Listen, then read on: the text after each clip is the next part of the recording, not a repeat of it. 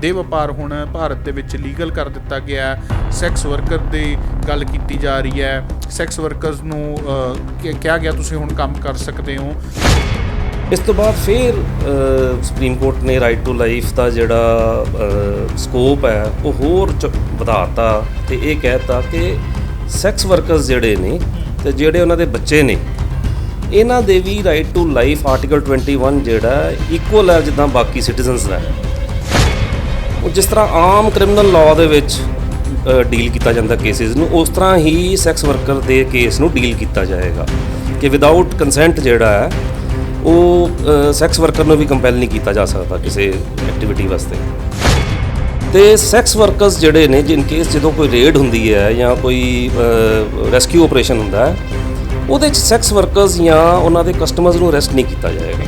ਉਹ ਉਹਨਾਂ ਦੀ ਨਾ ਆਇਡੈਂਟੀਟੀ ਡਿਸਕਲੋਜ਼ ਕੀਤੀ ਜਾਏਗੀ। ਜਿਹੜਾ ਬਿਹੇਵੀਅਰ ਹੈ ਪੁਲਿਸ ਦਾ ਇਹ ਸੈਕਸ ਵਰਕਰਸ ਦੇ ਖਿਲਾਫ ਉਹ ਇਸ ਤਰ੍ਹਾਂ ਦਾ ਹੈ ਜਿਸ ਤਰ੍ਹਾਂ ਸੈਕਸ ਵਰਕਰ ਦਾ ਕੋਈ ਫੰਡਾਮੈਂਟਲ ਰਾਈਟ ਹੀ ਹੈ ਨਹੀਂ।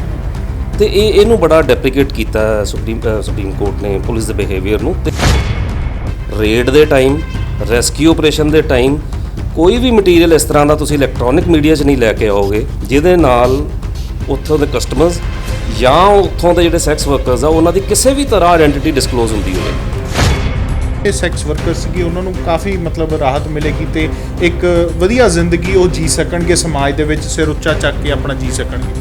ਜੀ ਦੇਖੋ, ਬਿਲਕੁਲ ਮੈਂ ਜਿਸ ਤਰ੍ਹਾਂ ਗੱਲ ਜਦੋਂ ਸ਼ੁਰੂ ਕੀਤੀ ਸੀ ਮੈਂ ਸੁਪਰੀਮ ਕੋਰਟ ਦੀ ਉਹੀ ਵਿਊ ਤੇ ਆਉਣਾ ਕਿ ਇਨਸਾਨ ਕਿਸੇ ਵੀ ਪ੍ਰੋਫੈਸ਼ਨ 'ਚ ਚਾਹੇ ਉਹ ਸੈਕਸ ਵਰਕਰ ਆ ਜਿਹਨੂੰ ਅੱਗੇ ਬੜੀ ਮਾੜੀ ਨਿਗਾਹ ਨਾਲ ਦੇਖਿਆ ਜਾਂਦਾ ਸੀ, ਸੁਪਰੀਮ ਕੋਰਟ ਨੇ ਕਿਹਾ ਕਿ ਉਹਨਾਂ ਦੇ ਵੀ ਜਿਹੜੇ ਫੰਡਾਮੈਂਟਲ ਰਾਈਟਸ ਨੇ ਉਹ ਇੱਕ ਆਮ ਨਾਗਰਿਕ ਵਾਂਗੂ ਪ੍ਰੋਟੈਕਟ ਕੀਤੇ ਜਾਣੇ ਚਾਹੀਦੇ ਨੇ।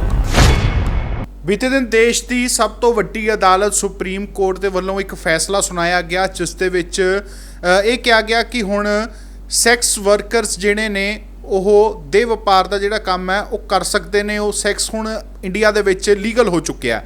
ਕਈ ਪਲੇਟਫਾਰਮਸ ਤੋਂ ਸਾਨੂੰ ਖਬਰਾਂ ਸੁਣਨ ਨੂੰ ਮਿਲ ਰਹੀਆਂ ਨੇ, ਅਲੱਗ-ਅਲੱਗ ਤਰ੍ਹਾਂ ਦੀਆਂ ਖਬਰਾਂ ਸੁਣਨ ਨੂੰ ਮਿਲ ਰਹੀਆਂ ਨੇ। ਕੋਈ ਕੁਛ ਕਹਿ ਰਿਹਾ, ਕੋਈ ਕੁਛ ਕਹਿ ਰਿਹਾ, ਪਰ ਅਸਲ ਦੇ ਵਿੱਚ ਜੋ ਸੁਪਰੀਮ ਕੋਰਟ ਦੀ ਜਜਮੈਂਟ ਹੈ ਉਹ ਕੀ ਕਹਿੰਦੀ ਹੈ ਉਸ 'ਤੇ ਚਰਚਾ ਕਰਾਂਗੇ। ਸਾਡੇ ਨਾਲ ਸੀਨੀਅਰ ਐਡਵੋਕੇਟ ਇੰਦਰਪਾਲ ਸਿੰਘ ਸੱਭਰਵਾਲ ਮੌਜੂਦ ਨੇ, ਉਹਨਾਂ ਨਾਲ ਗੱਲਬਾਤ ਕਰਦੇ ਹਾਂ। ਸੱਭਰਵਾਲ ਸਾਹਿਬ, ਬਹੁਤ ਮੀਡੀਆ ਰਿਪੋਰਟਾਂ ਦੇ ਵਿੱਚ ਵੀ ਤੇ ਉੱਦਾਂ ਵੀ ਸੋਸ਼ਲ ਮੀਡੀਆ 'ਤੇ ਬਹੁਤ ਚਰਚਾ ਚੱਲ ਰਹੀ ਹੈ ਕਿ ਦੇ ਵਪਾਰ ਹੁਣ ਭਾਰਤ ਦੇ ਵਿੱਚ ਲੀਗਲ ਕਰ ਦਿੱਤਾ ਗਿਆ।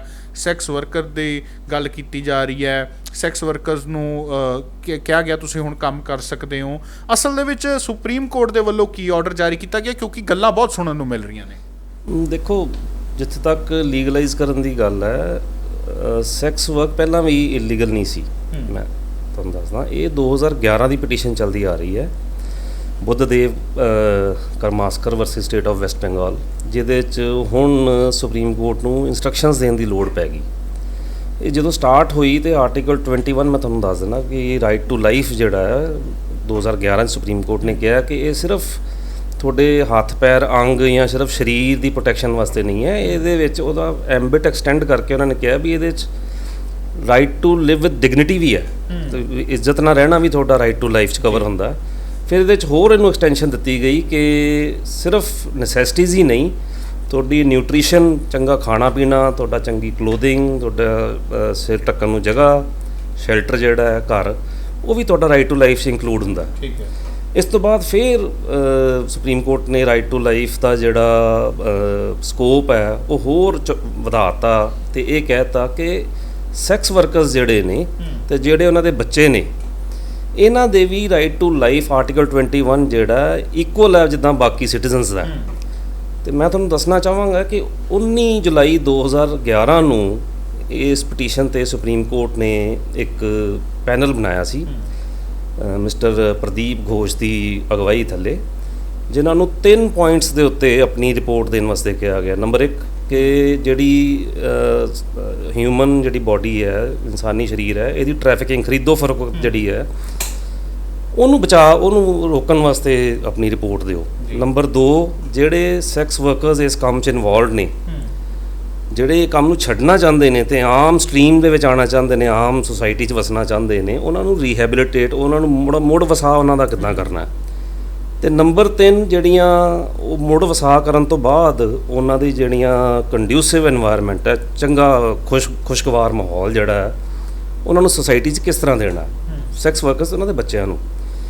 ਫਿਰ 28 ਜੁਲਾਈ 2011 ਨੂੰ ਸੁਪਰੀਮ ਕੋਰਟ ਨੇ ਫਿਰ ਜਿਹੜੀ ਤੀਸਰੀ ਕੰਡੀਸ਼ਨ ਸੀ ਖੁਸ਼ਗਵਾਰ ਮਾਹੌਲ ਵਾਲੀ, ਉਹਦੇ ਵਿੱਚ ਥੋੜ੍ਹਾ ਜਿਹਾ ਫੇਰ ਬਦਲ ਕਰਕੇ ਮੋਡੀਫਾਈ ਕਰਕੇ ਇਹ ਕਿਹਾ ਕਿ ਇਹਨੂੰ ਰਾਈਟ ਟੂ ਲਾਈਫ ਆਰਟੀਕਲ 21 ਦੇ ਨਾਲ ਪੜ੍ਹਿਆ ਜਾਵੇ। ਉਸ ਹਿਸਾਬ ਨਾਲ ਤੁਸੀਂ ਰਿਪੋਰਟ ਸਬਮਿਟ ਕਰੋ।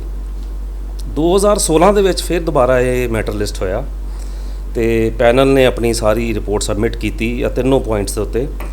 ਜਿਹੜੀਆਂ ਰਿਕਮੈਂਡੇਸ਼ਨ ਸੀਗੀਆਂ ਇਹ ਗਵਰਨਮੈਂਟ ਆਫ ਇੰਡੀਆ ਨੇ ਵੀ ਕੰਸੀਡਰ ਕੀਤੀਆਂ। ਗਵਰਨਮੈਂਟ ਆਫ ਇੰਡੀਆ ਨੇ ਇਹ 'ਤੇ ਇੱਕ ਡਰਾਫਟ ਕਾਨੂੰਨ ਬਣਾਇਆ ਜਿਹਨੂੰ ਕੱਚਾ ਅਸੀਂ ਕਹਿ ਦਿੰਦੇ ਹਾਂ, ਖਰੜਾ ਜਿਹਨੂੰ ਕਹਿ ਦਿੰਦੇ ਹਾਂ।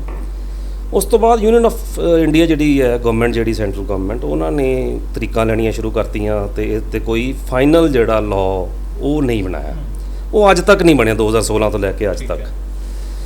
ਇਹ ਦੇਖਦਿਆਂ ਹੋਇਆਂ ਵੀ ਸੈਂਟਰਲ ਗਵਰਨਮੈਂਟ ਨੇ ਹਾਲੇ ਤੱਕ ਇੱਥੇ ਕੋਈ ਕਾਨੂੰਨ ਨਹੀਂ ਬਣਾਇਆ ਤੇ ਫਿਰ ਸੁਪਰੀਮ ਕੋਰਟ ਨੇ ਕੱਲ੍ਹ ਇਹਦਾ ਵਿਊ ਲਿਆ ਤੇ ਇਹਨਾਂ ਨੇ ਕਿਹਾ ਵੀ ਜਿਹੜਾ ਆਰਟੀਕਲ 142 'ਚ ਜਦੋਂ ਤੱਕ ਇਹ 'ਤੇ ਕੋਈ ਸਪੈਸੀਫਿਕ ਕਾਨੂੰਨ ਨਹੀਂ ਬਣਦਾ ਉਦੋਂ ਤੱਕ ਅਸੀਂ ਇਹ 'ਤੇ ਡਾਇਰੈਕਸ਼ਨਸ ਇਸ਼ੂ ਕਰ ਰਹੇ ਹਾਂ। ਜਦੋਂ ਤੱਕ ਸੈਂਟਰਲ ਗਵਰਨਮੈਂਟ ਇੱਥੇ ਕਾਨੂੰਨ ਨਹੀਂ ਬਣਾਉਂਦੀ ਉਦੋਂ ਤੱਕ ਅਸੀਂ ਇਹ 'ਤੇ ਡਾਇਰੈਕਸ਼ਨਸ ਇਸ਼ੂ ਕਰ ਰਹੇ ਹਾਂ ਔਰ ਇਹ ਡਾਇਰੈਕਸ਼ਨਸ ਉਦੋਂ ਤੱਕ ਚੱਲਣਗੀਆਂ।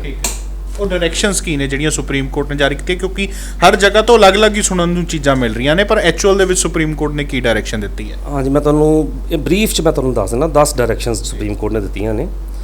ਪਹਿਲੀ ਡਾਇਰੈਕਸ਼ਨ ਇਹ ਹੈ ਕਿ ਜਿਹੜਾ ਆਰਟੀਕਲ 14 ਹੈ, ਆਰਟੀਕਲ 14 ਸੰਵਿਧਾਨ ਦਾ, ਇਕੁਅਲ ਪ੍ਰੋਟੈਕਸ਼ਨ ਆਫ ਲਾਅ, ਉਹਦੇ ਵਿੱਚ ਏਜ, ਇੱਕ ਲੜਕੀ ਦੀ ਏਜ ਤੇ ਜਿਹੜੀ ਕੰਸੈਂਟ ਹੈ ਉਹ ਜਿਸ ਤਰ੍ਹਾਂ ਆਮ ਕ੍ਰਿਮੀਨਲ ਲਾਅ ਦੇ ਵਿੱਚ ਡੀਲ ਕੀਤਾ ਜਾਂਦਾ ਕੇਸਿਸ ਨੂੰ, ਉਸ ਤਰ੍ਹਾਂ ਹੀ ਸੈਕਸ ਵਰਕਰ ਦੇ ਕੇਸ ਨੂੰ ਡੀਲ ਕੀਤਾ ਜਾਏਗਾ ਕਿ ਵਿਦਆਊਟ ਕੰਸੈਂਟ ਜਿਹੜਾ ਹੈ ਉਹ ਸੈਕਸ ਵਰਕਰ ਨੂੰ ਵੀ ਕੰਪੈਲ ਨਹੀਂ ਕੀਤਾ ਜਾ ਸਕਦਾ ਕਿਸੇ ਐਕਟੀਵਿਟੀ ਵਾਸਤੇ। ਤੇ ਕੰਸੈਂਟ ਵਾਸਤੇ ਜੋ ਕਾਨੂੰਨ ਹੈ ਉਹ ਆਮ ਕੇਸਿਸ ਵਾਂਗੂ ਹੀ ਇਸ ਕੇਸ ਡੀਲ ਕੀਤਾ ਜਾਏਗਾ। ਔਰ ਪੁਲਿਸ ਨੂੰ ਇਹ 'ਤੇ ਡਾਇਰੈਕਸ਼ਨ ਕੀਤੀ ਹੈ ਕਿ ਜਿਹੜੇ ਸੈਕਸ ਵਰਕਰਸ ਦੀ ਕੰਪਲੇਂਟਸ ਆਉਂਦੀਆਂ ਨੇ ਸੈਕਸ਼ੂਅਲ ਅਸੌਲਟ ਦੀਆਂ, ਮਾਰ ਕੁੱਟ ਦੀਆਂ ਜਾਂ ਬਦਤਮੀਜ਼ੀ ਦੀਆਂ, ਇਹਨਾਂ ਨੂੰ ਤੁਸੀਂ ਆਮ ਲੇਡੀ ਦੀ ਕੰਪਲੇਂਟ ਵਾਂਗੂ ਡੀਲ ਕਰੋਗੇ। ਦੂਸਰੀ ਡਾਇਰੈਕਸ਼ਨ ਇਹ ਹੈ ਕਿ ਸੈਕਸ ਵਰਕਰਸ ਜਿਹੜੇ ਨੇ, ਜਿਹੜੇ ਸੈਕਸ਼ੂਅਲ ਹਰਾਸਮੈਂਟ ਸਫਰ ਕਰਦੇ ਨੇ ਜਾਂ ਕਰੂਅਲਟੀ ਸਫਰ ਕਰਦੇ ਆ, ਪੁਲਿਸ ਨੂੰ ਇਹਨਾਂ ਦੀਆਂ ਜਿਹੜੀਆਂ ਕੰਪਲੇਂਟਸ ਨੇ ਉਹ ਸੀਰੀਅਸਲੀ ਡੀਲ ਕਰਨੀਆਂ ਚਾਹੀਦੀਆਂ ਨੇ। ਤੀਸਰੀ ਡਾਇਰੈਕਸ਼ਨ ਹੈ ਕਿ ਜਦੋਂ ਵੀ ਕਿਸੇ ਬਰੋਥਲ ਜਿਹੜੇ ਜਿੱਥੇ ਆ ਸੈਕਸ ਵਰਕ ਕੀਤਾ ਜਾਂਦਾ ਹੈ, ਉਹ ਬਰੋਥਲ ਜਿਹੜੀ ਜਗ੍ਹਾ ਹੈ ਜਿੱਥੇ ਕਈ ਸੈਕਸ ਵਰਕਰਸ ਇਕੱਠੇ ਹੋ ਕੇ ਕੰਮ ਕਰਦੇ ਨੇ, ਕਿਉਂਕਿ ਸੈਕਸ ਜਿਹੜਾ ਹੈ ਉਹ ਇੰਡੀਆ 'ਚ ਲੀਗਲ ਹੈ। ਸੈਕਸ਼ੂਅਲ ਐਕਟੀਵਿਟੀ ਕਰਨੀ ਇੱਕ ਸੈਕਸ ਵਰਕਰ ਵਾਸਤੇ ਇਹ ਲੀਗਲ ਹੈ। ਪਰ ਬਰੋਥਲ ਚਲਾਉਣਾ ਜਿਹੜਾ ਉਹ ਜਗ੍ਹਾ ਦਾ ਕੰਟਰੋਲ ਲੈ ਕੇ ਚਲਾਉਣਾ, ਉਹਨਾਂ ਨੂੰ ਆਪਣੇ ਥੱਲੇ ਕੰਮ ਕਰਵਾਉਣਾ, ਉਹ ਇਲੀਗਲ ਹੈ। ਤੇ ਸੈਕਸ ਵਰਕਰਸ ਜਿਹੜੇ ਨੇ, ਜਿਨ ਕੇਸ ਜਦੋਂ ਕੋਈ ਰੇਡ ਹੁੰਦੀ ਹੈ ਜਾਂ ਕੋਈ ਰੈਸਕਿਊ ਆਪਰੇਸ਼ਨ ਹੁੰਦਾ ਹੈ, ਉਹਦੇ 'ਚ ਸੈਕਸ ਵਰਕਰਸ ਜਾਂ ਉਹਨਾਂ ਦੇ ਕਸਟਮਰਸ ਨੂੰ ਅਰੈਸਟ ਨਹੀਂ ਕੀਤਾ ਜਾਏਗਾ। ਉਹ ਉਹਨਾਂ ਦੀ ਨਾ ਆਇਡੈਂਟੀਟੀ ਡਿਸਕਲੋਜ਼ ਕੀਤੀ ਜਾਏਗੀ। ਹਾਂ, ਜਿਹੜਾ ਉਹ ਸੈਕਸ ਬਰੋਥਲ ਚਲਾ ਰਿਹਾ, ਜਿਹੜਾ ਸੈਕਸ ਵਰਕ ਜਿੱਥੇ ਹੁੰਦਾ, ਉਹ ਚਲਾਉਣ ਵਾਲੇ ਨੂੰ ਅਰੈਸਟ ਕੀਤਾ ਜਾ ਸਕਦਾ, ਉਹਦੇ ਖਿਲਾਫ ਕੇਸ ਕੀਤਾ ਜਾ ਸਕਦਾ। ਮਤਲਬ ਜਿਸ ਤਰ੍ਹਾਂ ਅੱਗੇ ਕਈ ਦੇਖਿਆ ਜਾਂਦਾ ਸੀਗਾ ਕਿ ਕਿਤੇ ਰੇਡ ਹੁੰਦੀ ਸੀਗੀ ਤਾਂ ਪੁਲਿਸ ਸਾਰੇ ਜਿਹੜੇ ਮੁੰਡੇ ਕੁੜੀਆਂ ਉੱਥੇ ਹੁੰਦੇ ਸੀਗੇ ਉਹਨਾਂ ਨੂੰ ਰੇਡ ਕਰਕੇ ਅਰੈਸਟ ਕਰਕੇ ਲੈ ਜਾਂਦੀ ਸੀ, ਹੁਣ ਉਹ ਚੀਜ਼ ਨਹੀਂ ਹੋਈ। ਨਹੀਂ, ਬਿਲਕੁਲ ਉਹ ਹਦਾਇਤ ਦੇ ਦਿੱਤੀ ਗਈ ਹੈ ਵੀ ਇਹ ਨਹੀਂ ਕਰਨਾ। ਠੀਕ ਹੈ। ਚੌਥੀ ਹਦਾਇਤ ਇਹ ਹੈ ਕਿ ਸਟੇਟ ਗਵਰਨਮੈਂਟ ਜਿਹੜੀ ਹੈ ਉਹਨਾਂ ਨੂੰ ਡਾਇਰੈਕਟ ਕੀਤਾ ਹੈ ਕਿ ਤੁਸੀਂ ਆਪਣੀ ਸਟੇਟਸ ਦੇ ਵਿੱਚ, ਸਾਰੀਆਂ ਸਟੇਟਸ ਨੂੰ, ਕਿ ਆਪਣੀ ਸਟੇਟਸ ਦੇ ਵਿੱਚ ਤੁਸੀਂ ਸਰਵੇ ਕਰੋ ਤੇ ਜਿਹੜੇ 18 ਸਾਲ ਤੋਂ ਉੱਤੇ ਸੈਕਸ ਵਰਕਰ ਸੀ, ਜਿਹੜੇ ਤੁਸੀਂ ਪ੍ਰੋਟੈਕਸ਼ਨ ਹੋਮਸ ਦੇ ਵਿੱਚ ਡਿਟੇਨ ਕੀਤੇ, ਉਹਨਾਂ ਨੂੰ ਬੰਦ ਕਰਕੇ ਰੱਖਿਆ, ਉਹਨਾਂ ਨੂੰ ਇਮੀਡੀਏਟਲੀ ਰਿਲੀਜ਼ ਕਰੋ। ਠੀਕ ਹੈ। ਮੇਜਰ ਜਿਹੜੀ ਲੜਕੀ ਹੈ ਉਹਦੇ ਕੋਲ ਹੱਕ ਹੈ ਡਿਸੀਜਨ ਲੈਣ ਦਾ ਕਿ ਉਹਨੇ ਸੈਕਸ ਵਰਕ ਕਰਨਾ ਜਾਂ ਨਹੀਂ ਕਰਨਾ। ਪੰਜਵੀਂ ਹਦਾਇਤ ਇਹ ਦਿੱਤੀ ਹੈ ਆਨਰੇਬਲ ਸੁਪਰੀਮ ਕੋਰਟ ਨੇ ਕਿ ਜਿਹੜਾ ਬਿਹੇਵੀਅਰ ਹੈ ਪੁਲਿਸ ਦਾ ਇਹ ਸੈਕਸ ਵਰਕਰਸ ਦੇ ਖਿਲਾਫ, ਉਹ ਇਸ ਤਰ੍ਹਾਂ ਦਾ ਹੈ ਜਿਸ ਤਰ੍ਹਾਂ ਸੈਕਸ ਵਰਕਰ ਦਾ ਕੋਈ ਫੰਡਾਮੈਂਟਲ ਰਾਈਟ ਹੀ ਹੈ ਨਹੀਂ। ਤੇ ਇਹਨੂੰ ਬੜਾ ਡੈਪਰੀਕੇਟ ਕੀਤਾ ਸੁਪਰੀਮ ਕੋਰਟ ਨੇ ਪੁਲਿਸ ਦੇ ਬਿਹੇਵੀਅਰ ਨੂੰ, ਤੇ ਪੁਲਿਸ ਨੂੰ ਕਿਹਾ ਕਿ ਸੈਕਸ ਵਰਕਰਸ ਨੂੰ ਤੁਸੀਂ ਬੜੀ ਡਿਗਨਿਟੀ ਨਾਲ ਔਰ ਬੜੀ ਰਿਸਪੈਕਟ ਨਾਲ ਡੀਲ ਕਰੋਗੇ, ਕੋਈ ਉਹਨਾਂ ਨੂੰ ਅਬਿਊਜ਼ ਨਹੀਂ ਕਰੇਗਾ ਔਰ ਕੋਈ ਪੁਲਿਸ ਵਾਲਾ ਉਹਨਾਂ ਕੋਲ ਕੋਈ ਵੀ ਕੰਮ ਕਰਨ ਵਾਸਤੇ ਸੈਕਸ਼ੂਅਲ ਫੇਵਰ ਨਹੀਂ ਲੈ ਸਕਦਾ ਸਿਰਫ ਇਸ ਕਰਕੇ ਕਿ ਉਹ ਸੈਕਸ ਵਰਕਰ ਹੈ। ਇਸ ਤਰ੍ਹਾਂ ਦੀ ਫੇਵਰਸ ਨਹੀਂ ਮੰਗ ਸਕਦੇ ਉਹਨਾਂ ਕੋਲੋਂ। 6ਵੀਂ ਹਦਾਇਤ ਜਿਹੜੀ ਹੈ ਉਹ ਜਿਹੜਾ ਸਾਡਾ ਇੱਕ ਸਪੈਸ਼ਲ ਲਿੰਬ ਹੈ ਪ੍ਰੈਸ, ਉਹਦੇ ਵਾਸਤੇ ਹੈ। ਉਹ ਇਹ ਹੈ ਕਿ ਜਦੋਂ ਵੀ ਕੋਈ ਰੈਸਕਿਊ ਆਪਰੇਸ਼ਨ ਹੈ ਜਾਂ ਕੋਈ ਰੇਡ ਹੁੰਦੀ ਹੈ, ਉੱਥੇ ਤੁਸੀਂ ਬਿਲਡਿੰਗ ਦੇ ਵਿੱਚ you can not barge into that building, ਤੇ ਤੁਸੀਂ ਕੈਮਰਾਜ਼ ਔਨ ਕਰਕੇ ਅਰੈਸਟ ਦੇ ਟਾਈਮ, ਰੇਡ ਦੇ ਟਾਈਮ, ਰੈਸਕਿਊ ਆਪਰੇਸ਼ਨ ਦੇ ਟਾਈਮ ਕੋਈ ਵੀ ਮਟੀਰੀਅਲ ਇਸ ਤਰ੍ਹਾਂ ਦਾ ਤੁਸੀਂ ਇਲੈਕਟ੍ਰੋਨਿਕ ਮੀਡੀਆ 'ਚ ਨਹੀਂ ਲੈ ਕੇ ਆਓਗੇ ਜਿਹਦੇ ਨਾਲ ਉੱਥੋਂ ਦੇ ਕਸਟਮਰਸ ਜਾਂ ਉੱਥੋਂ ਦੇ ਜਿਹੜੇ ਸੈਕਸ ਵਰਕਰਸ ਆ ਉਹਨਾਂ ਦੀ ਕਿਸੇ ਵੀ ਤਰ੍ਹਾਂ ਆਇਡੈਂਟੀਟੀ ਡਿਸਕਲੋਜ਼ ਹੁੰਦੀ ਹੋਵੇ, ਉਹਨਾਂ ਦੀ ਜਿਹੜੀ ਪਛਾਣ ਹੈ ਉਹ ਡਿਸਕਲੋਜ਼ ਨਹੀਂ ਕਰ ਸਕਦੇ, ਉਹ ਤੁਸੀਂ ਦਿਖਾ ਨਹੀਂ ਸਕਦੇ ਇਲੈਕਟ੍ਰੋਨਿਕ ਮੀਡੀਆ ਤੇ। ਤੇ ਜਿਹੜਾ 354 ਕਲੌਜ਼ ਸੀ ਹੈ ਸਾਡੀ ਆਈਪੀਸੀ ਦਾ, ਵਾਇਰਿਜ਼ਮ ਮਤਲਬ ਕਿਸੇ ਨੂੰ ਅੰਦਰ ਝਾਤੀ ਮਾਰ ਕੇ ਦੇਖਣਾ, ਉਹ ਅਪਲਾਈ ਹੋਊਗਾ, ਉਹ ਆਫੈਂਸ ਅਪਲਾਈ ਹੋਊਗਾ ਇਲੈਕਟ੍ਰੋਨਿਕ ਮੀਡੀਆ ਦੇ ਉੱਤੇ ਜਿਹੜਾ ਉਹ ਕਵਰ ਕਰ ਰਿਹਾ ਜੇ ਉਹ ਇਸ ਤਰ੍ਹਾਂ ਦਾ ਕੁਝ ਕਰਦਾ ਹੈ ਤੇ ਇਹ ਜਿਹੜਾ ਸੁਪਰੀਮ ਕੋਰਟ ਨੇ ਕਿਹਾ ਬੜਾ ਸਟ੍ਰਿਕਟਲੀ ਇੰਪੋਜ਼ ਕਰਨਾ। ਇਹ 354 ਸੀ, ਕ੍ਰਿਮੀਨਲ ਲਿਟੀਗੇਸ਼ਨ ਹੋ ਸਕਦੀ ਹੈ ਜੇ ਕੋਈ ਕੈਮਰਾ ਲੈ ਕੇ ਤੇ ਇਸ ਤਰ੍ਹਾਂ ਦੀ ਰੇਡ ਜਾਂ ਇਸ ਤਰ੍ਹਾਂ ਦੀ ਕੋਈ ਰੈਸਕਿਊ ਆਪਰੇਸ਼ਨ ਦੇ ਵਿੱਚ ਬਾਰਜ ਕਰਕੇ ਤੇ ਉੱਥੇ ਉਹਨਾਂ ਦੀ ਆਇਡੈਂਟੀਟੀ ਕਿਸੇ ਤਰ੍ਹਾਂ ਡਿਸਕਲੋਜ਼ ਕਰਦੇ। ਤੇ ਰੈਸਕਿਊ ਆਪਰੇਸ਼ਨਸ ਦੇ ਵਿੱਚ ਜਿਹੜਾ ਸੁਪਰੀਮ ਕੋਰਟ ਨੇ ਕਿਹਾ ਕਿ ਕੈਪਚਰਿੰਗ ਜਿਹੜੇ ਉਹਨਾਂ ਦੀ ਜਿਹੜਾ ਰੈਸਕਿਊ ਆਪਰੇਸ਼ਨ ਦੇ ਕੈਪਚਰ ਕਰਨ ਦੀ ਆੜ ਦੇ ਵਿੱਚ ਇਹ ਆਇਡੈਂਟੀਟੀਜ਼ ਡਿਸਕਲੋਜ਼ ਨਹੀਂ ਕੀਤੀਆਂ ਜਾ ਸਕਦੀਆਂ। 7ਵੀਂ ਹਦਾਇਤ ਸੁਪਰੀਮ ਕੋਰਟ ਨੇ ਇਹ ਦਿੱਤੀ ਹੈ ਕਿ ਜਿਹੜੀ ਸੈਕਸ ਐਕਟੀਵਿਟੀਜ਼ ਨੇ ਉਹਨਾਂ ਦੇ ਵਿੱਚ ਜਿਹੜੇ ਹੈਲਥ ਮੇਜਰਸ ਯੂਜ਼ ਕੀਤੇ ਜਾਂਦੇ ਨੇ, ਜਿਸ ਤਰ੍ਹਾਂ ਸੈਕਸ ਵਰਕਰਸ ਜੇ ਕੌਂਡਮ ਦਾ ਯੂਜ਼ ਕਰਦੇ ਆ ਜਾਂ ਹੋਰ ਵੀ ਕੋਈ ਪ੍ਰੋਡਕਟ ਹੈ ਜਿਹਦਾ ਉਹ ਯੂਜ਼ ਕੀਤਾ ਜਾਂਦਾ, ਉਹਨੂੰ ਪੁਲਿਸ ਕਿਸੇ ਵੀ ਕ੍ਰਿਮੀਨਲ ਲਿਟੀਗੇਸ਼ਨ ਦੇ ਵਿੱਚ, ਕਿਸੇ ਵੀ ਫੌਜਦਾਰੀ ਕੇਸ ਦੇ ਵਿੱਚ ਉਹਨੂੰ ਐਜ਼ ਐਵੀਡੈਂਸ ਕਬਜ਼ੇ 'ਚ ਨਹੀਂ ਲਏਗੀ, ਉਹਨੂੰ ਸਬੂਤ ਐਜ਼ ਬਤੌਰ ਸਬੂਤ ਉਹਨੂੰ ਕਬਜ਼ੇ 'ਚ ਨਹੀਂ ਲਿਆ ਜਾਏਗਾ। 8ਵੀਂ ਹਦਾਇਤ ਸੁਪਰੀਮ ਕੋਰਟ ਨੇ ਇਹ ਕੀਤੀ ਹੈ ਕਿ ਕਾਨੂੰਨ ਬਣਾਉਣ ਦੇ ਵਿੱਚ ਸੈਂਟਰਲ ਗਵਰਨਮੈਂਟਸ ਨੂੰ ਵੀ ਕਿਹਾ ਤੇ ਸਟੇਟ ਗਵਰਨਮੈਂਟਸ ਨੂੰ ਵੀ ਕਿਹਾ, ਕਾਨੂੰਨ ਜਦੋਂ ਇਹਦੇ ਮਤਲਬ ਬਣਾਉਣਾ ਹੈ ਤੇ ਉਹਨਾਂ ਦੇ ਵਿੱਚ ਜਦੋਂ ਡਿਸੀਜਨ ਮੇਕਿੰਗ ਹੈ, ਜਦੋਂ ਫੈਸਲਾ ਲੈਣਾ ਹੈ ਜਾਂ ਕੋਈ ਸੁਜੈਸ਼ਨ ਲੈਣੀ ਹੈ ਤੇ ਉਹਦੇ ਵਿੱਚ ਸੈਕਸ ਵਰਕਰਸ ਨੂੰ ਨਾਲ ਰੱਖਣਾ ਜ਼ਰੂਰੀ ਹੈ। ਸੋ ਦੈਟ ਉਹਨਾਂ ਨੂੰ ਭਰੋਸੇ 'ਚ ਲੈ ਕੇ ਉਹਨਾਂ ਦੇ ਵਾਸਤੇ ਕਾਨੂੰਨ ਬਣਾਉਣਾ, ਇਹ ਕਾਨੂੰਨ ਬਣਾਇਆ ਜਾਏਗਾ।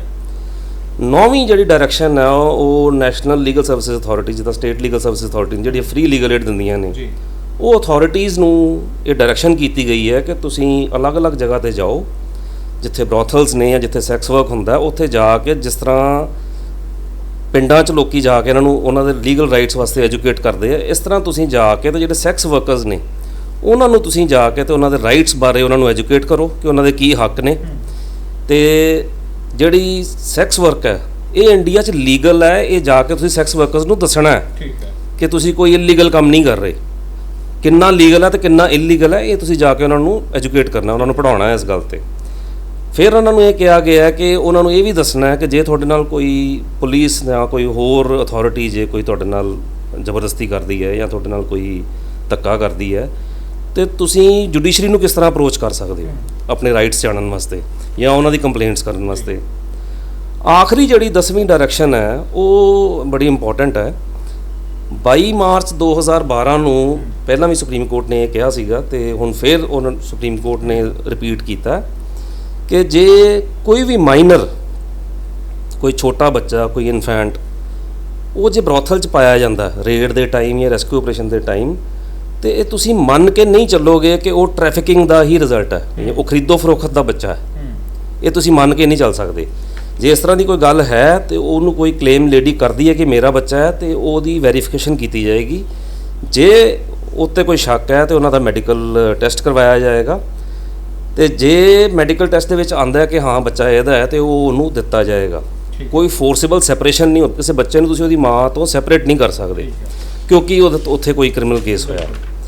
ਫਿਰ ਸਾਰੀਆਂ ਚੀਜ਼ਾਂ ਨੂੰ ਛੱਡ ਕੇ ਸੁਪਰੀਮ ਕੋਰਟ ਨੇ ਕਿਹਾ ਕਿ ਕੋਈ ਵੀ ਜਿਸ ਤਰ੍ਹਾਂ ਪ੍ਰੋਫੈਸ਼ਨ ਹੈ, ਇਨਵੇਰੀਏਬਲੀ ਕਈ ਪ੍ਰੋਫੈਸ਼ਨਸ ਨੇ, ਉਸੇ ਤਰ੍ਹਾਂ ਰਾਈਟ ਟੂ ਡਿਗਨਿਟੀ ਜਿਹੜੀ ਹੈ, ਆਪਣਾ ਪ੍ਰੋਫੈਸ਼ਨ ਡਿਗਨਿਟੀ ਨਾਲ ਕੰਟੀਨਿਊ ਕਰਨਾ, ਇਹ ਸੈਕਸ ਵਰਕਰ ਦਾ ਵੀ ਰਾਈਟ ਹੈ। ਜਿੱਦਾਂ ਬਾਕੀ ਪ੍ਰੋਫੈਸ਼ਨਸ ਦਾ ਡਿਗਨਿਟੀ ਹੈ, ਰਿਸਪੈਕਟ ਹੈ, ਇਸ ਤਰ੍ਹਾਂ ਹੀ ਇਹਦੀ ਵੀ ਰਿਸਪੈਕਟ ਕਰਨੀ ਹੈ। ਬਾਕੀ ਜਿਹੜੀਆਂ ਡਾਇਰੈਕਸ਼ਨਸ ਨੇ ਉਹ ਆਨਰੇਬਲ ਸੁਪਰੀਮ ਕੋਰਟ ਨੇ ਕਿਹਾ ਕਿ ਅਸੀਂ ਇਹ ਸਾਰੀਆਂ ਡਾਇਰੈਕਸ਼ਨਸ ਨਹੀਂ ਹੈ, ਬਾਕੀ ਡਾਇਰੈਕਸ਼ਨਸ ਅਸੀਂ ਗਰਮੀ ਦੀ ਛੁੱਟੀਆਂ ਤੋਂ ਬਾਅਦ ਸ਼ਾਇਦ ਜੁਲਾਈ 'ਚ ਲਿਸਟ ਹੋਏਗਾ, ਫਿਰ ਬਾਕੀ ਦੀ ਡਾਇਰੈਕਸ਼ਨਸ ਆਉਣਗੀਆਂ। ਲਾਸਟ ਜਿਹੜੀ ਕੰਕਲੂਡਿੰਗ ਪੈਰਾਗ੍ਰਾਫਸ ਨੇ ਉਹਦੇ 'ਚ ਆਨਰੇਬਲ ਸੁਪਰੀਮ ਕੋਰਟ ਨੇ UID ਅਥਾਰਟੀ ਆਫ ਇੰਡੀਆ ਜਿਹੜੀ ਹੈ, ਜਿਹੜੇ ਯੂਨੀਕ ਆਇਡੈਂਟੀਟੀ ਨੰਬਰ ਜਾਂ ਯੂਨੀਕ ਆਇਡੈਂਟੀਟੀ ਜਿਹੜੇ ਬਣਾਉਂਦੇ ਆ, ਉਹ ਅਥਾਰਟੀ ਨੂੰ ਸੁਪਰੀਮ ਕੋਰਟ ਨੇ ਡਾਇਰੈਕਟ ਕੀਤਾ ਕਿ ਤੁਸੀਂ ਆਧਾਰ ਕਾਰਡ ਬਣਾਉਣ ਲੱਗੇ ਆ ਕਿਸੇ ਵੀ ਸੈਕਸ ਵਰਕਰ ਦਾ, ਆਧਾਰ ਕਾਰਡ ਨੂੰ ਐਜ਼ ਰੈਜ਼ੀਡੈਂਸ ਪ੍ਰੂਫ ਤੁਸੀਂ ਨਹੀਂ ਮੰਨੋਗੇ। ਤੁਸੀਂ ਇਹ ਨਹੀਂ ਕਹੋਗੇ ਵੀ ਆਧਾਰ ਕਾਰਡ ਆਏਗਾ ਤੇ ਰੈਜ਼ੀਡੈਂਸ ਪ੍ਰੂਫ ਅਸੀਂ ਦੇਵਾਂਗੇ। ਹਾਂ, ਇੱਕ ਪਰਫਾਰਮਾ ਸਰਟੀਫਿਕੇਟ ਜੇ ਕੋਈ ਸੈਕਸ ਵਰਕਰ ਦਿੰਦਾ ਤੇ ਉਹਦੇ ਬੇਸਿਸ ਦੇ ਉੱਤੇ ਉਹਨਾਂ ਦਾ ਰੈਜ਼ੀਡੈਂਸ ਪ੍ਰੂਫ ਬਣਾਇਆ ਜਾ ਸਕਦਾ। ਫਿਰ ਜੇ ਉਹਨਾਂ ਦੇ ਆਇਡੈਂਟੀਟੀ ਕਾਰਡ ਬਣਾਉਣੇ ਆ, ਆਧਾਰ ਕਾਰਡ ਬਣਾਉਣੇ ਆ, ਉਹ ਬਣਾਉਣ ਦੇ ਵਿੱਚ ਡਾਇਰੈਕਸ਼ਨ ਕੀਤੀ ਹੈ UID ਅਥਾਰਟੀ ਆਫ ਇੰਡੀਆ ਨੂੰ ਕਿ ਕਿਸੇ ਵੀ ਤਰ੍ਹਾਂ ਇਹਨਾਂ ਦੀ ਜਿਹੜਾ ਕੌਨਫੀਡੈਂਸ਼ੀਅਲਿਟੀ ਹੈ, ਇਹਨਾਂ ਦੀ ਜਿਹੜੀ ਆਇਡੈਂਟੀਟੀ ਹੈ, ਉਹਨੂੰ ਡਿਸਕਲੋਜ਼ ਨਹੀਂ ਕੀਤਾ ਜਾਏਗਾ। ਕੋਈ ਵੀ ਆਧਾਰ ਕਾਰਡ 'ਤੇ ਇਸ ਤਰ੍ਹਾਂ ਮਟੀਰੀਅਲ ਨਹੀਂ ਲਿਖਿਆ ਜਾਏਗਾ, ਕੋਈ ਕੁਝ ਵਰਡ ਨਹੀਂ ਲਿਖਿਆ ਜਾਏਗਾ ਜਾਂ ਇੰਡੀਕੇਸ਼ਨ ਨਹੀਂ ਹੋਏਗੀ ਜਿਹਦੇ ਨਾਲ ਇਹ ਡਿਸਕਲੋਜ਼ ਹੋਏ ਕਿ ਇਹ ਆਧਾਰ ਕਾਰਡ ਕਿਸੇ ਸੈਕਸ ਵਰਕਰ ਦਾ। ਅਖੀਰ ਦੇ ਵਿੱਚ ਸੁਪਰੀਮ ਕੋਰਟ ਨੇ ਬੜਾ ਐਪਰੀਸ਼ੀਏਟ ਕੀਤਾ ਮਿਸਟਰ ਜ਼ੋਇਬ ਹੁਸੈਨ, ਜਿਹੜੇ unique identity authority of India ਦੇ ਕਾਉਂਸਲ ਸੀ, ਉਹਨਾਂ ਨੂੰ ਬੜਾ ਐਪਰੀਸ਼ੀਏਟ ਕੀਤਾ ਵੀ ਉਹਨਾਂ ਨੇ ਬਹੁਤ ਵਧੀਆ ਸੁਪਰੀਮ ਕੋਰਟ ਨੂੰ ਅਸਿਸਟ ਕੀਤਾ ਇਹ ਡਿਸੀਜਨ ਮੇਕਿੰਗ ਦੇ ਵਿੱਚ। ਮਤਲਬ ਇਹ ਤੁਹਾਨੂੰ ਲੱਗਦਾ ਕਿ ਇਸ ਦੇ ਨਾਲ ਜਿਹੜੇ ਸੈਕਸ ਵਰਕਰ ਸੀਗੇ ਉਹਨਾਂ ਨੂੰ ਕਾਫੀ ਮਤਲਬ ਰਾਹਤ ਮਿਲੇਗੀ ਤੇ ਇੱਕ ਵਧੀਆ ਜ਼ਿੰਦਗੀ ਉਹ ਜੀ ਸਕਣਗੇ, ਸਮਾਜ ਦੇ ਵਿੱਚ ਸਿਰ ਉੱਚਾ ਚੱਕ ਕੇ ਆਪਣਾ ਜੀ ਸਕਣਗੇ? ਜੀ ਦੇਖੋ, ਬਿਲਕੁਲ ਮੈਂ ਜਿਸ ਤਰ੍ਹਾਂ ਗੱਲ ਜਿੱਦਾਂ ਸ਼ੁਰੂ ਕੀਤੀ ਸੀ, ਮੈਂ ਸੁਪਰੀਮ ਕੋਰਟ ਦੀ ਉਹੀ ਵਿਊ 'ਤੇ ਆਉਂਦਾ ਕਿ ਇਨਸਾਨ ਕਿਸੇ ਵੀ ਪ੍ਰੋਫੈਸ਼ਨ 'ਚ, ਚਾਹੇ ਉਹ ਸੈਕਸ ਵਰਕਰ ਆ ਜਿਹਨੂੰ ਅੱਗੇ ਬੜੀ ਮਾੜੀ ਨਿਗਾਹ ਨਾਲ ਦੇਖਿਆ ਜਾਂਦਾ ਸੀ, ਸੁਪਰੀਮ ਕੋਰਟ ਨੇ ਕਿਹਾ ਕਿ ਉਹਨਾਂ ਦੇ ਵੀ ਜਿਹੜੇ ਫੰਡਾਮੈਂਟਲ ਰਾਈਟਸ ਨੇ ਉਹ ਇੱਕ ਆਮ ਨਾਗਰਿਕ ਵਾਂਗੂ ਪ੍ਰੋਟੈਕਟ ਕੀਤੇ ਜਾਣੇ ਚਾਹੀਦੇ ਨੇ। ਰਿਸਪੈਕਟ ਉਹਨਾਂ ਨੂੰ ਇੱਕ ਆਮ ਨਾਗਰਿਕ ਵਰਗੀ ਮਿਲਣੀ ਚਾਹੀਦੀ ਹੈ। ਆਰਟੀਕਲ 20 ਇਨਸ਼ੋਰ ਕਰਦਾ ਹੈ ਇਰਰਿਸਪੈਕਟਿਵ ਆਫ ਦੀ ਫੈਕਟ ਕਿ ਤੁਸੀਂ ਕਿਸ ਕੰਮ 'ਚੋਂ, ਕਿ ਤੁਹਾਡੇ ਫੰਡਾਮੈਂਟਲ ਰਾਈਟਸ ਜਿਹੜੇ ਨੇ, ਰਾਈਟ ਟੂ ਲਾਈਫ ਜਿਹੜਾ ਤੇ ਉਹਦੇ ਬਾਕੀ ਜਿਹਨੇ ਲਿੰਬਸ ਨੇ, ਉਹ ਕਿਸੇ ਵੀ ਗੱਲ ਤੇ ਕੰਪਰੋਮਾਈਜ਼ ਨਹੀਂ ਕੀਤੇ ਜਾ ਸਕਦੇ, ਸਿੰਪਲੀ ਬਿਕੋਜ਼ ਕਿ ਇਹ ਮੋਰਲੀ ਚੰਗਾ ਨਹੀਂ ਸਮਝਿਆ ਜਾਂਦਾ ਇਹ ਪ੍ਰੋਫੈਸ਼ਨ, ਤੇ ਪੁਲਿਸ ਕੋਲ ਜਾਂ ਕਿਸੇ ਕੋਲ ਕੋਈ ਹੱਕ ਨਹੀਂ ਹੈ ਇੱਕ ਸੈਕਸ ਵਰਕਰ ਨੂੰ ਡਿਮੀਨ ਕਰਨ ਦਾ ਜਾਂ ਉਹਨੂੰ ਨੀਵਾਂ ਦਿਖਾਉਣ ਦਾ ਜਾਂ ਉਹਦੀ ਡਿਸਰਿਸਪੈਕਟ ਕਰਨ ਦਾ। ਬਹੁਤ ਬਹੁਤ ਧੰਨਵਾਦ ਜੀ। ਤਾਂ ਇਸ ਸਾਡੇ ਨਾਲ ਸੀਨੀਅਰ ਐਡਵੋਕੇਟ ਇੰਦਰਪਾਲ ਸਿੰਘ ਸੱਭਰਵਾਲ, ਜਿਨ੍ਹਾਂ ਨਾਲ ਆਪਾਂ ਗੱਲਬਾਤ ਕੀਤੀ ਹੈ। ਤਾਂ ਇਹਨਾਂ ਨੇ ਪੂਰਾ ਸੁਪਰੀਮ ਕੋਰਟ ਦੀ ਜੱਜਮੈਂਟ ਵਿਸਥਾਰ ਦੇ ਵਿੱਚ ਸਮਝਾਈ ਹੈ ਕਿ ਅਸਲ ਦੇ ਵਿੱਚ ਸੁਪਰੀਮ ਕੋਰਟ ਨੇ ਡਾਇਰੈਕਸ਼ਨਸ ਕੀ ਦਿੱਤੀਆਂ ਨੇ, ਪੁਲਿਸ ਨੂੰ ਕੀ ਡਾਇਰੈਕਸ਼ਨ ਦਿੱਤੀ ਹੈ, ਸਟੇਟ ਗਵਰਨਮੈਂਟ ਨੂੰ ਕੀ ਦਿੱਤੀ ਹੈ, ਸੈਂਟਰਲ ਨੂੰ ਕੀ ਦਿੱਤੀ ਹੈ, ਅਤੇ ਬਹੁਤ ਵਧੀਆ ਫੈਸਲਾ ਜਿਹੜਾ ਇੱਕ ਲੈ ਕੇ ਆਂਦਾ ਗਿਆ ਤਾਂ ਕਿ ਜਿਹੜੇ ਸਮਾਜ ਦੇ ਵਿੱਚ ਜਿੰਨੇ ਵੀ ਪ੍ਰਕਾਰ ਦੇ ਲੋਕ ਨੇ ਉਹ ਸਿਰ ਚੱਕ ਕੇ ਸਮਾਜ ਦੇ ਵਿੱਚ ਇੱਜ਼ਤ ਦੇ ਨਾਲ ਉਹ ਆਪਣੀ ਜ਼ਿੰਦਗੀ ਬਿਤਾ ਸਕਣ। ਤਾਂ ਵਧੇਰੇ ਅਪਡੇਟਸ ਸੀ ਸਾਨੂੰ ਜੁੜੇ ਰਹੋ। ਕੈਮਰਾਮੈਨ ਸਤਵੰਤ ਮਠਾੜੂ ਦੇ ਨਾਲ ਸਨਮਜੀਤ ਸਿੰਘ ਪੱਲਾ, ਲੁਧਿਆਣਾ ਟਾਈਮਸ।